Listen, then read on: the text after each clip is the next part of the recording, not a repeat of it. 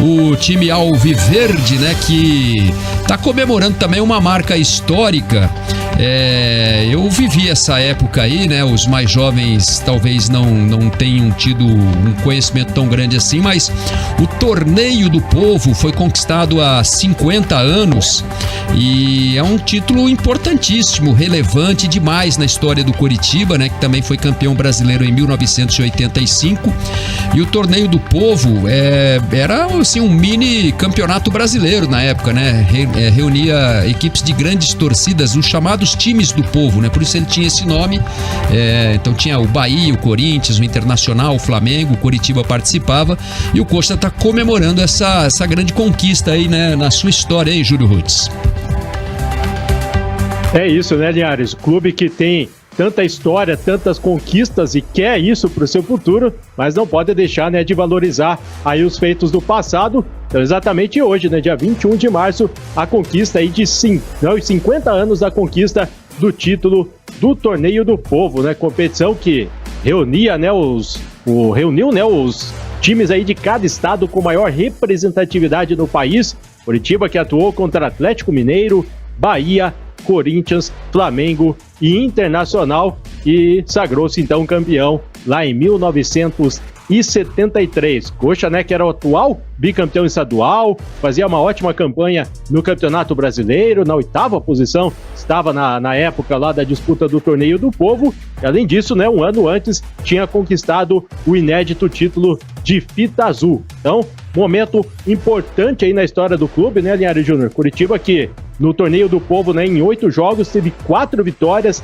3 empates e 1 derrota. Uma campanha inesquecível de uma geração aí que, sem dúvida alguma, aí entrou para a história do clube. Inclusive, né, para homenagear os 50 anos aí do Torneio do Povo, Coxa lançou no final do ano passado, junto aí com as lojas do clube, uma camisa que celebra exatamente aí o título da competição, né, com estilo retrô, sendo aí uma releitura da camisa utilizada na conquista de 73. Tanto uma camisa dos jogadores de linha, como a camisa utilizada, né, e eternizada pelo saudoso goleiro Jairo, né? O time que tinha Jairo, Orlando, Oberdan, Cláudio Marques, Nilo, Capitão Hidalgo, Negreiros, Sérgio Roberto, Tião Abatiá, Hélio Pires, Leocádio, Zé Roberto, Nel, Dreyer, bom argentino Dreyer, Aladim, Levir Coupe e Reinaldinho. Timaço, né, Linhares? É verdade, grandes jogadores que passaram pela história do Coritiba, né? O título foi conquistado lá na Fonte Nova, em Salvador, com gol do Hélio Pires, um torcedor do Bahia. Apitou na arquibancada. O time do Bahia parou achando que o árbitro tinha apitado o impedimento do Hélio Pires. O Hélio Pires seguiu na jogada e fez o gol do título. E deu uma confusão danada nesse jogo. E o Coritiba comemorou a conquista do Torneio do Povo em 1972, né? Em 1973, né? 73. O Torneio do Povo foi uma conquista expressiva do Coritiba na época, né? Porque eram grandes times participando da competição, né? Grandes torcidas. Eram chamados times do povo, né? Na época, assim, né? Antigamente a gente os times de grande torcida eram chamados de times do povo, né? O Internacional no Rio Grande do Sul, o Corinthians. A torcida do Corinthians era o Povão, pra vocês terem uma ideia, né? Chamavam a torcida do Corinthians, o Povão está no Pacaembu, né? Lotando o Pacaembu. Então tá aí, né? A gente tem, pra quem tá com a gente aqui no YouTube da Jovem Pan, Grupo RIC, tem as imagens, né? Fotos históricas daquela época. O goleiro Jairo, né? Também participava, e a gente vê assim ao fundo, né? Imagens dos estádios, arquibancadas cheias, né? O povo realmente marcava a presença. O Hidalgo era o capitão do time e carregava ali a taça, né? O torneio, a taça do povo, né? Zé Roberto, grande craque, né? Aladim, que também veio do Bangu, o Cláudio, Nilo, o Orlando, Hidalgo, Hermes, Jairo, o Oswaldo Sarte, né? Tem o Oswaldo Sarte aqui nessa foto que a gente tá mostrando, que é o primeiro ali, né? Acho que é do lado ali o Zé Roberto. Então o time do Coritiba, né? Tinha o Negreiros também, que era outro grande craque. Enfim, é um momento assim muito bonito da história do Curitiba, né? Os anos 70, o Curitiba dominou o futebol paranaense nessa época, de 71 até 76, né? Com o heptacampeonato. Aí a hegemonia foi quebrada pelo Grêmio Maringá em 77, né?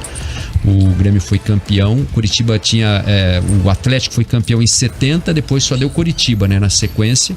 Aí em 77 o Grêmio Maringá quebrou a hegemonia, daí em 78 e 79 o Curitiba voltou a ser campeão. Então nos anos 70 o Curitiba dominou o cenário do futebol paranaense, né? E aí em 80 teve aquele polêmico título entre o Colorado e o Cascavel, que foi dividido entre os dois times, né? O jogo terminou com um cai-cai do Cascavel, enfim. Mas em título nacional, acho que esse foi o primeiro de grande proporção, assim, né? Que fez com que a torcida se envolvesse e fizeram, claro, né? Os torcedores, uma festa gigante na cidade, depois que o Curitiba conseguiu essa conquista.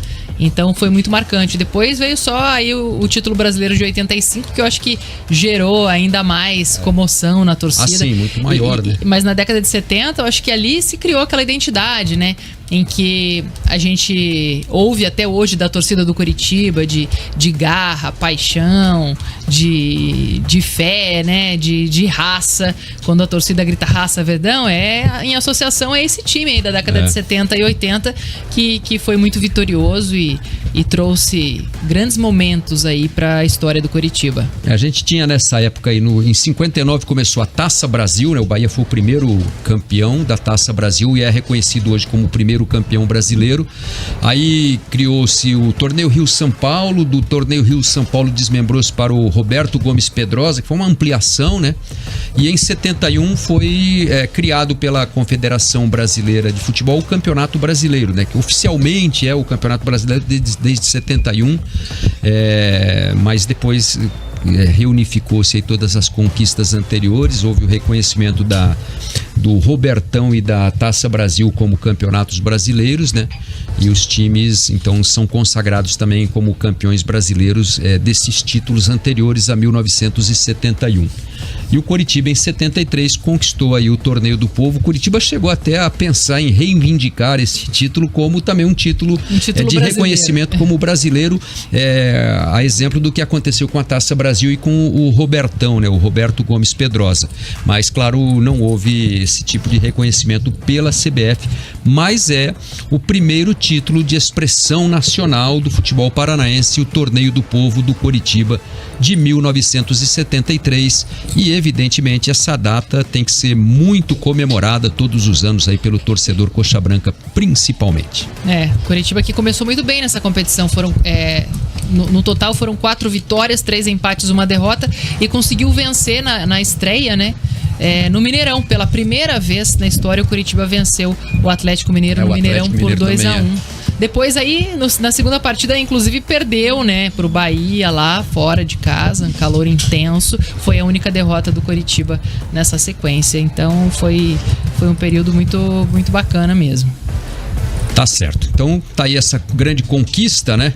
E a gente tá, então, eu tô tentando até manter contato aqui. Eu tô falando com ele aqui. Vamos lá, vamos colocar o Capitão Hidalgo aqui, né? O Capitão Hidalgo hoje tá comentando numa co-irmã aqui na Rádio Banda B, né? Eu trabalhei muito tempo, fui inclusive muito parceiro do Capitão Hidalgo lá nos anos 80, 85, 87. Fizemos grandes eventos juntos, Copa do Mundo, Fórmula 1, né? E o Capitão Hidalgo foi o capitão desse time, né? O cara que carregou a taça, levantou a taça, né? E a gente está tentando aqui então contato com o Capitão Hidalgo para falar desse título importante do Torneio do Povo de 1973, está sendo comemorado aí com 50 anos. E é um dos times, Linhares, que os coxas brancas mais antigos, para não dizer os mais velhos, lembram na ponta da língua. Se você perguntar para um coxa branca mais antigo esse time, olha, os coxas brancas sabem a escalação desse time na ponta da língua, né? Eu não vi esse time jogar, já também não, mas com certeza, para quem viu, é um time realmente épico pro coxa branca que viu esse time jogar. Eu vi, né? Tive essa sorte aí, né? Venceu o Flamengo no Maracanã. Diga, Júlio. Não, só ia falar que eu também não tive essa oportunidade de ver jogar, mas quando a gente ouve as histórias, né, os relatos, dá para ter uma dimensão do quanto significou essa conquista aí para a história do Curitiba. Vocês aí tentando aí o contato com o Capitão Hidalgo, cara também que eu tive a oportunidade de trabalhar junto numa outra emissora e tenho um carinho muito especial, né? Posso chamar Capitão Hidalgo de amigo, ter essa honra. E evidentemente o torcedor Coxa Branca tem duas conquistas aí do passado que o torcedor do Curitiba se orgulha muito, que é a Fita Azul, né? Que foi uma sequência internacional de vitórias, né? Alguns times conquistaram a Fita Azul. A Portuguesa tem a Fita Azul também, né? Então, o Curitiba de excursões. Naquela época as equipes faziam excursões para o exterior, né? Hoje já não existe mais isso, né? Era um intercâmbio importante. Então, os clubes realizavam, né, esses torneios. O Torneio do Povo era também um torneio criado pela CBF, né? A gente teve o Torneio do Povo em 71, campeão foi o Corinthians, o vice foi o Internacional. Em 72, quem ganhou foi o Flamengo, o Atlético Mineiro foi o vice. E em 73, o Coritiba foi o campeão, com o Bahia chegando na segunda posição, né? Então foram 3 edições do Torneio do Povo, 71, 72 e 73. O Capitão Hidalgo está com a gente aqui no telefone agora. Capitão Hidalgo, um grande privilégio falar com você mais uma vez, né?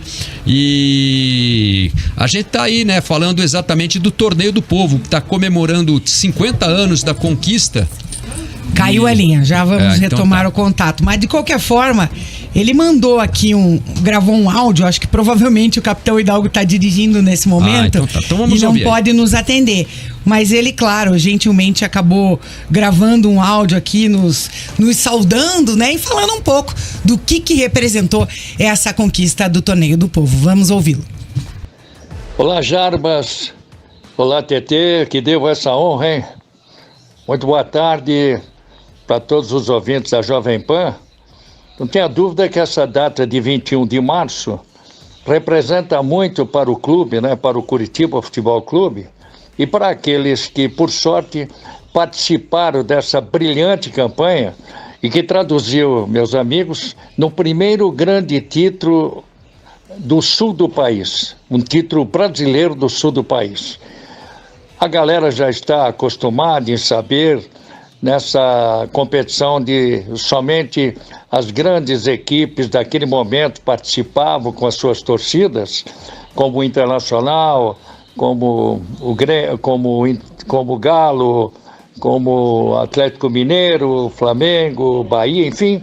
Foi um momento extraordinário de uma campanha, de um grupo de trabalho de jogadores de uma administração, através do eterno presidente Evangelino Costa Neves, na década de 70, onde o clube conseguiu diversas importantes conquistas, não só no estado, com o Penta, com o hexacampeonato, mas com títulos como também, não só o Torneio do Povo, como também da Fita Azul e outros torneios que participamos também por aí. Mas não tenha dúvida que é uma data que consagra, e é um título já consagrado, e a gente até estava por aguardar que uma determinada diretoria, não sei qual, pelo menos esperava por isso, e que pudesse premiar o próprio clube, não os jogadores. Nós somos felizes por termos participado, mas a história do clube, e deveria ser consagrado também, afinal, a oficialização existe por parte da CBD, que era da CBD, com o João Avelange. Daí, Capitão Hidalgo mandando um áudio gentilmente. Com certeza esse último toque foi a hora que a gente estava ligando para ele, né? Sem dúvida nenhuma. E inclusive o Curitiba pediu à CBF no ano de 2007 o reconhecimento desta conquista do Torneio do Povo de 1973. A diretoria mandou documentos pedindo o reconhecimento dessa conquista. Grupos de torcedores e conselheiros já foram quem encabeçaram essa ideia, pedindo à CBF o reconhecimento desse campeonato. O título foi conquistado no dia 14 de março, 2-2 com o Bahia lá na Fonte Nova em Salvador, né? Fito, que jogou no Curitiba também, o Fito Neves, né? O Aladim Landim abriu o placar, o Fito empatou a partida, o Peri virou o jogo pro Bahia e o Hélio Pires fez o gol do empate, né? O Coritiba jogava pelo empate, era um torneio que tinha um quadrangular, né? Com pontos corridos, o Coritiba terminou com 2 vitórias, um empate, nenhuma derrota nesse quadrangular final, com 5 pontos, o Bahia ficou com 3, o Flamengo e o Corinthians com 1 ponto, lembrando que nessa época aqui, né? As vitórias davam 2 pontos para o vencedor, o empate 1 ponto, quem perdia não somava ponto, né? Então, até hoje assim, né? Não, agora são 3 pontos, né? O não, mas quem leva perde até hoje não ganha ponto. Mas isso, o perdedor continua não ganhando ponto até hoje. Mas a vitória hoje dá 3 pontos, né? Naquela época eram 2 pontos apenas. Então, Coritiba terminou com 2 vitórias, né? 4 pontos e um empate, mais 1 ponto, 5 pontos. Ficou em primeiro, Bahia em segundo, Flamengo e Corinthians atrás. Foram os times participaram do torneio do Povo em 73, né? Além do Coritiba, do Bahia, o Internacional, o Atlético Mineiro, o Corinthians e o Flamengo, né? Eram os times considerados de grande torcida nesses estados e que tinham então esse privilégio de disputar o torneio do Povo. 1h